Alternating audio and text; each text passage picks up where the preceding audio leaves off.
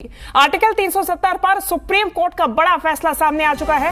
370 खत्म करने का फैसला सही माना है। सुप्रीम कोर्ट ने अपने फैसले में 370 को खत्म करने का फैसला सही माना है। राष्ट्रपति की शक्ति का इस्तेमाल वैध है। सुप्रीम कोर्ट का कहना है कि कोर्ट ने राष्ट्रपति के आदेश को वैध माना है। 370 खत्म करने का राष्ट्रपति को अधिकार है।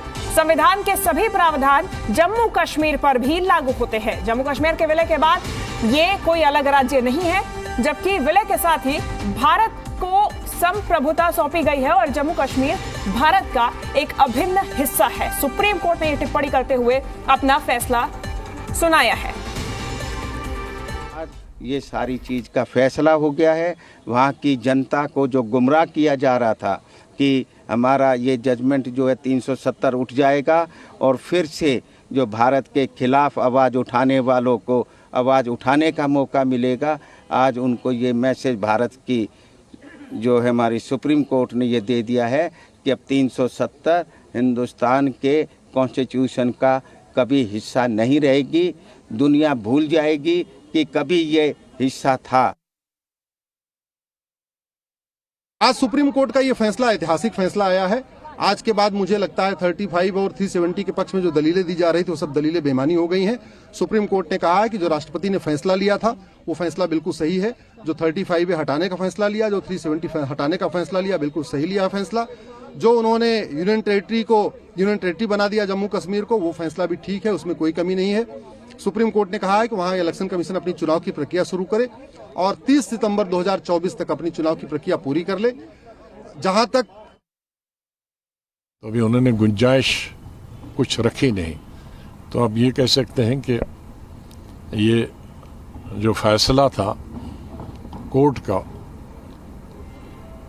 अब अदालत के खिलाफ तो कुछ नहीं कह सकते, लेकिन उससे जम्मू कश्मीर के तमाम अवाम में, हमें, हमारी पार्टी को बहुत मायूसी और अफसोस है।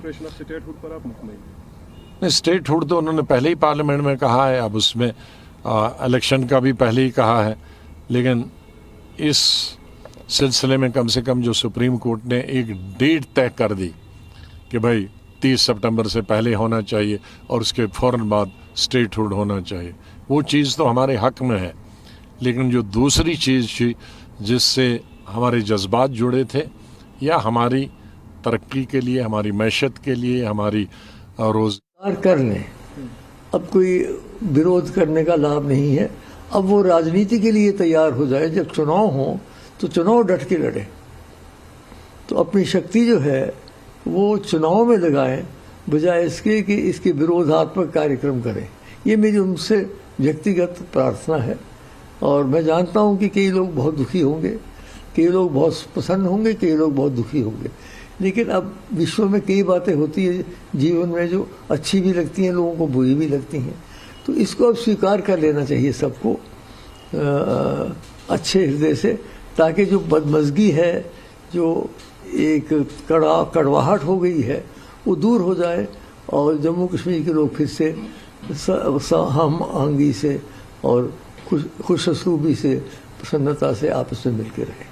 सर, क्योंकि ये फैसला जब सुनाया जा रहा है तो ऐसे में तमाम जम्मू कश्मीर के वरिष्ठ नेता, चाहे महबूबा मुफ्ती हों, उमर अब्दुल्ला हों, उन्होंने इस बात का जिक्र किया कि हमें हाउस अरेस्ट किया गया है। हालांकि मनोज सिन्हा की तरफ से ये कह दिया गया कि कोई हाउस अरेस्ट नहीं है, लेकिन उसके बाद भी कई तस्वीरें शेयर की गई। अब आप जानते हैं तो मैं तो अपने हाउस में बैठा हूँ, मुझे उस हाउस के बारे में कुछ जानकारी नहीं है, क्षमा करें।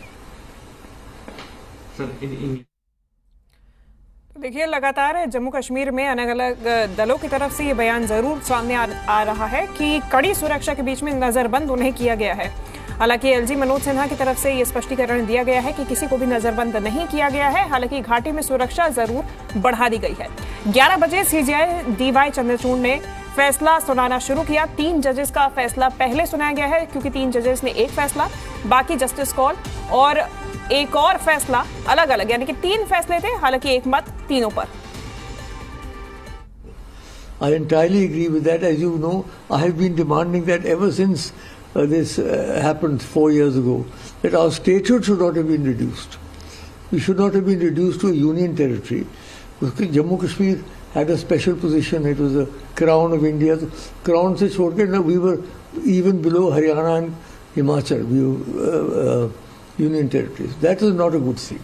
That should be done, I submit, as quickly as possible. And I request the Prime Minister not to wait until the elections before statehood is restored. Because we should have elections for a state, not for a union territory. There's no point having elections for a union territory and then making it into a state. Because elections for a union territory don't have that gravitas that elections for a state have. Therefore, that should be restored as quickly as possible. And now they have given a deadline for the elections. That should be announced as quickly as possible. My one point I'd like to add, I know that there will be a large section of people, how large I cannot say, but a section of people in J&K who will not be happy with this judgment, who will be very unhappy. To them, my sincere advice is that they should accept the inevitable. And they should accept the fact that now this has been done and the Supreme Court has upheld the action. And therefore, there is no point now unnecessarily hitting their head against the wall. Now, happy कि दो अदारे हैं जो इसका फैसला कर सकता है, एक पार्लियामेंट और दूसरा सुप्रीम कोर्ट। जाहिर है मरकजी सरकार करती नहीं, उन्होंने तो आर्टिकल 370 को ख़त्म किया, कानून बनाकर नया। अब ये आखिरी हमारी उम्मीद थी कि सुप्रीम कोर्ट इसमें सुनाई करे और इसका फैसला सुनाए। 3 महीने 4 महीने इस पर बहस हुई पार्लियामेंट के अंदर और मुख्तलिफ वकला ने अलग अलग पार्टीज़ को और रियासत जम्मू कश्मीर के लोगों को रिप्रेजेंट किया। और उसके बाद जो आज यूनानिमस फैसला आया, उससे मेरे ख्याल में जम्मू कश्मीर के सभी लोग, चाहे वो कश्मीर के हों या जम्मू सूबा के, वो खुश नहीं हैं।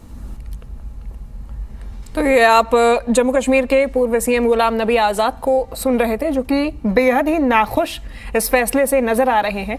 हालांकि कई ऐसे नेता हैं, कई ऐसे दल हैं जो इस फैसले से सहमत भी हैं और उनका कहना है कि अब इस फैसले को स्वीकार करना ही अंतिम चरण में अब पहुंच चुके हैं और अब इस फैसले को स्वीकार करके ही आगे बढ़ा जा सकता है। सुप्रीम कोर्ट की तरफ से आर्टिकल 370 को खत्म करने का फैसला सही बता दिया गया है।